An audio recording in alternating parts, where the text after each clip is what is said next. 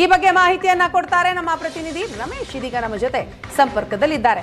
ರಮೇಶ, ಮೂಡಾ ಹಗರಣಕ್ಕೆ ಸಂಬಂಧಪಟ್ಟ ಹಾಗೆ ಲೋಕಾಯುಕ್ತ ಏನೋ ಬಿ ರಿಪೋರ್ಟ್ ಅನ್ನ ಇವತ್ತು ಕೋರ್ಟ್ಗೆ ಸಬ್ಮಿಟ್ ಮಾಡ್ತು. ಆದ್ರೆ ಇಡಿ ತನಿಖೆ ಈಗಲೂ ಕೂಡ ಇದೆ.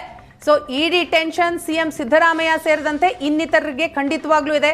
ಸೊ ಇವತ್ತು ಎಷ್ಟೊತ್ತಿಗೆ ಅರ್ಜಿ ವಿಚಾರಣೆಗೆ ಬರುತ್ತೆ? ಇವತ್ತೇನೆಲ್ಲ ಸಾಧ್ಯತೆಗಳಿದೆ? ವೀಣಾ, ಏನು ಸಿಎಂ ಸಿದ್ದರಾಮಯ್ಯ ಅವರ ಪತ್ನಿಗೆ 14 ಸೈಟ್ಗಳನ್ನು ಮೂಡಾದಿಂದ ಏನು ನೀಡಲಾಗಿತ್ತು. ಈ ಒಂದು ಪ್ರಕರಣಕ್ಕೆ ಸಂಬಂಧಪಟ್ಟಂತೆ ಒಟ್ಟು ಇವತ್ತು ಮೈಸೂರಿನ ಲೋಕಾಯುಕ್ತ SP ಬುದೇಶ್ ಅವರು ತನ್ನ ಅಧಿಕಾರಿಗಳ ತಂಡದ ಜೊತೆಗೆ ಬಂದು ಸುಮಾರು 11,000 ಪುಟಗಳನ್ನು ಒಳಗೊಂಡಂತ ಒಂದು ಅಂತಿಮ ತನಿಖಾ ವರದಿಯನ್ನು ಸಲ್ಲಿಕೆ ಮಾಡಿರುವಂತದ್ದು. ಅಂದ್ರೆ ಆ ವರದಿಯಲ್ಲಿ ಏನು ಸ್ನೇಹಮಯ ಕೃಷ್ಣ ಅವರು ಆರೋಪವನ್ನು ಮಾಡಿದ್ರು, 1ರಿಂದ 4ನೇ ಆರೋಪಿ ಅವರು ಅಂದ್ರೆ ಸಿದ್ದರಾಮಯ್ಯ ಅವರು, ಅವರ ಪತ್ನಿ ಪಾರ್ವತಿ ಅವರು, ಬಾಮೈದ ಮಲ್ಲಿಕಾರ್ಜುನ ಸ್ವಾಮಿ, ದೇವರಾಜು ಸೇರಿದಂತೆ 4 ವಿರುದ್ಧದ ಆರೋಪವನ್ನ ಸಾಬೀತುಪಡಿಸುವಂತ ಯಾವ ದಾಖಲೆಗಳು ಇಲ್ಲ ಅನ್ನುವಂತ ನಿಟ್ಟಿನಲ್ಲಿ, ಸಾಕ್ಷಿಗಳಿಲ್ಲ ಅನ್ನುವಂತ ನಿಟ್ಟಿನಲ್ಲಿ ಅಂತಿಮ ವರದಿಯನ್ನ ಸಲ್ಲಿಕೆ ಮಾಡಿರುವಂತದ್ದು. ಆ ನಿಟ್ಟಿನಲ್ಲಿ ನಿನ್ನೆಯೇ ಏನು ಸ್ನೇಹಮಯ ಕೃಷ್ಣ ಅವರಿಗೆ ಒಂದು ನೋಟಿಸ್ ಅನ್ನ ಜಾರಿ ಮಾಡಿ ಏನು ಒಂದು ಕ್ಲೋಸರ್ ರಿಪೋರ್ಟ್ ರೀತಿ ಅಂತಿಮ ವರದಿಯನ್ನು ಸಲ್ಲಿಸ್ತಾ ಇದೀವಿ, ನೀವು ಕೊಟ್ಟಂತ ಆರೋಪಕ್ಕೆ ದಾಖಲೆಗಳಿಲ್ಲ ಅನ್ನೋದನ್ನ ಅವ್ರಿಗೆ ಹೇಳಿದ್ರು. ಮತ್ತೆ ಇವತ್ತು ಕೂಡ ಕೋರ್ಟ್ ಮುಂದೆ ಕೊಟ್ಟು ಅದಕ್ಕೆ ಅಕ್ನಾಲಜ್ಮೆಂಟ್ ಅನ್ನು ತೆಗೆದುಕೊಳ್ಳುವಂತ ಕೆಲಸಗಳಾಯ್ತು. ಮತ್ತೆ 24ಕ್ಕೆ ಈ ಒಂದು ಪ್ರಕರಣದ ವಿಚಾರಣೆ ಇರುವಂತದ್ದು. ಅವತ್ತು ಸ್ನೇಹಮಯ ಕೃಷ್ಣ ಅವರಿಗೆ ಅಧಿಕೃತವಾಗಿ ಕೋರ್ಟ್ ನಿಂದ ಒಂದು ಅವ್ರಿಗೆ ಕಮ್ಯುನಿಕೇಶನ್ ಆಗುತ್ತೆ. ಅದಾದ ನಂತರ ಅದನ್ನ ಹೇಗೆ ಪ್ರಶ್ನೆ ಮಾಡಬೇಕು ನಿಟ್ಟಿನಲ್ಲಿ ಅವರು ಸ್ನೇಹಮಯ ಕೃಷ್ಣ ಆಗಲಿ ಅವರ ವಕೀಲರಾಗಲಿ ಒಂದಷ್ಟು ಚರ್ಚೆಯನ್ನು ಮಾಡಿ ಆ ನಿಟ್ಟಿನಲ್ಲಿ ರೀಇನ್ವೆಸ್ಟಿಗೇಷನ್, ಫರ್ದರ್ ಇನ್ವೆಸ್ಟಿಗೇಷನ್ಗೆ ಅಥವಾ ಬೇರೆ ರೀತಿ ಯಾವ ರೀತಿ ಪ್ರೊಟೆಸ್ಟ್ ಮಾಡ್ತಾರೆ ಆ ಒಂದು ವಿಚಾರವನ್ನ ಅನ್ನುವಂಥದ್ದನ್ನ ಈಗ ನಾವು ಕಾದು ನೋಡಬೇಕಾಗಿರುವಂತದ್ದು. ಇದು ಒಂದು ವಿಚಾರ. ಇನ್ನೊಂದು ಎರಡನೇದಾಗಿ ಇದೇ ಪ್ರಕರಣದ ತನಿಖೆಯನ್ನ ಲೋಕಾಯುಕ್ತ ತನಿಖೆ ಮಾಡುವಂತಹ ಸಂದರ್ಭದಲ್ಲಿ ಇಡಿ ಕೂಡ ತನಿಖೆಯನ್ನ ಮಾಡ್ತಾ ಇತ್ತು.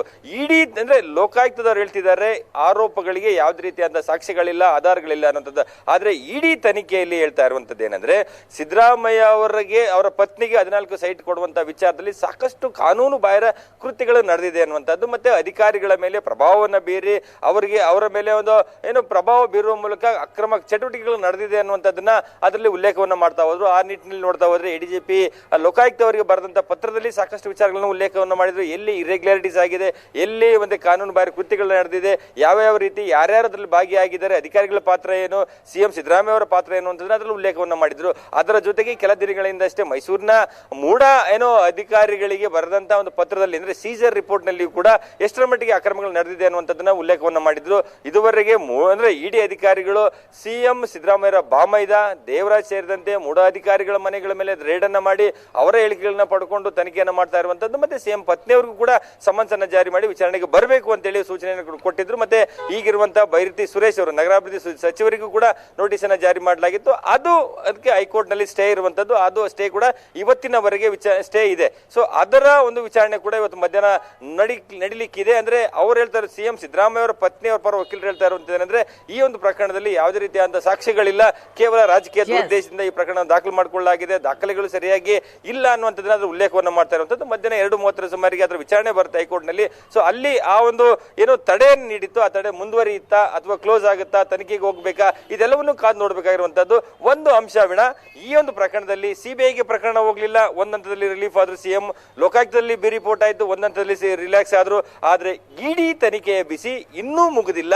ಅಲ್ಲಿ ಕೂಡ ಮುಂದೆ ಸಂಕಷ್ಟ ದಿನಗಳು ಎದುರಾಗುವಂತಹ ಸಾಧ್ಯತೆಗಳು ಕೂಡ ಕಂಡು ಬರ್ತಾ ಇರುವಂತಹದ್ದು. ವೀಣಾ, ಥ್ಯಾಂಕ್ ಯು ರಮೇಶ್ ತಮ್ಮ ಮಾಹಿತಿಗಾಗಿ.